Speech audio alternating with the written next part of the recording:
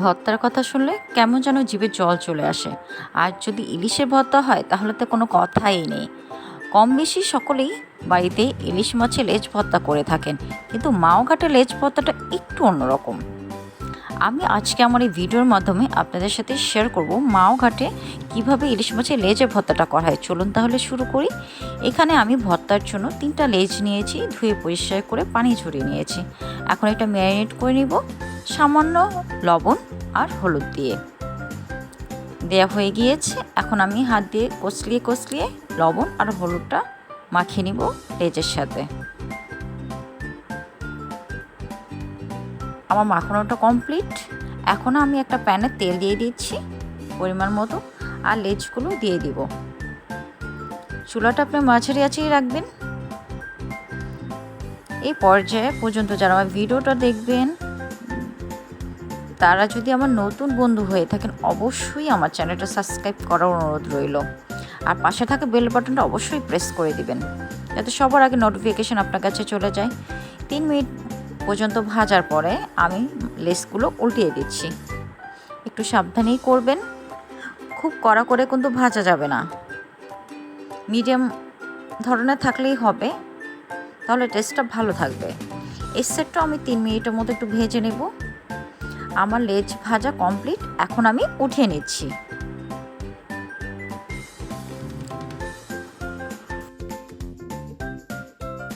সবগুলো লেজ একে একে তুলে নিলাম। এখন আমি ওই প্যানেই 4-5টা শুকনো মরিচ দিয়ে দিব ভাজার জন্য। 2 মিনিটের মতো ভেজে নেব। শুকনো মরিচটা ভাজা কমপ্লিট। এখন তুলে নিচ্ছি।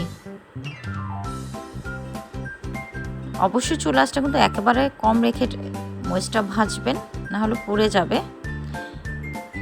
এখন আমি লেজগুলো কাটা ছাড়িয়ে নেব। এই পর্যায়টা একটু ঝামেলার, কিন্তু একটু ধৈর্য নিয়ে কাটাগুলো বেছে নেবেন। আমি বড় কাটাগুলো আগে বেছে নেব, তাহলে ঝামেলাটা কিন্তু একটু কম হয়। কাটাগুলো বেছে নিচ্ছি। আর যারা আমার পুরনো বন্ধু আছেন তাদেরকে অসংখ্য ধন্যবাদ আমার পাশে থাকার জন্য। কাটাগুলো প্রায় সবগুলো ছাড়িয়ে নিচ্ছি।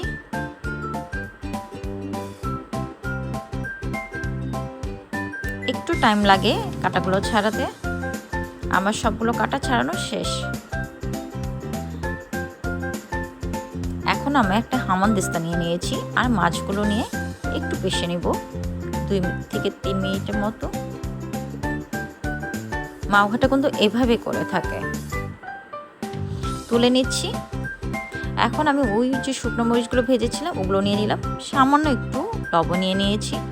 তারপর লবণটার সাথে মরিচগুলো আমি খুব ভালোভাবে কষলিয়ে দিচ্ছি। এখন একটা পেঁয়াজ কুচি করে নিয়েছি। আপনি চাইলে কিন্তু এই পেঁয়াজগুলো হামানদিস্তাতে করতে পারেন, কিন্তু আমি আজকে এইভাবেই দেখালাম। হাত দিয়ে খুব ভালোভাবে চটকে এটা মেখে নিব। ভর্তার টেস্ট কিন্তু আপনি যত ভালোভাবে মাখাবেন এই টেস্টটা কিন্তু তত ভালো আসে। একটু সরষের তেল দিয়ে দিলাম। তারপর আমি পেঁয়াজ আর মরিচটা খুব ভালোভাবে আরও মাখিয়ে নিলাম। এখন মাছটা সহ আমি মাখিয়ে নিচ্ছি। একেবারেই কিন্তু অল্প সময় লাগে। এখন একটু ধনেপাতা কুচি দিচ্ছি। ধনেপাতাটা কিন্তু স্কিপ করা যাবে না। ধনেপাতাটা দিলে টেস্টে যেমন হয় দেখতে কিন্তু খুব সুন্দর লাগে। আমার ইলিশের লেজ ভর্তা একেবারে কমপ্লিট। আমার তো আর তস হচ্ছে না। এখন আমি ওই যে মাছ ভেজেছিলাম না, সেখান থেকে একটু তেল দিয়ে দিলাম। এতে স্মেলটা যেমন ভালো আসে, টেস্টটাও খুবই ভালো আসে।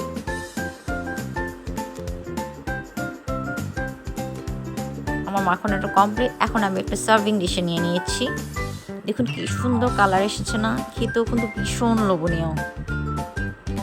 আমার রেসিপিটা যদি ভালো লেগে থাকে অবশ্যই কমেন্ট করে জানাবেন। আর এরকম সহজ রেসিপি পেতে হলে সামিয়া মিরাজ চ্যানেলের সাথে থাকতে হবে। আজ এ পর্যন্ত। আল্লাহ হাফেজ।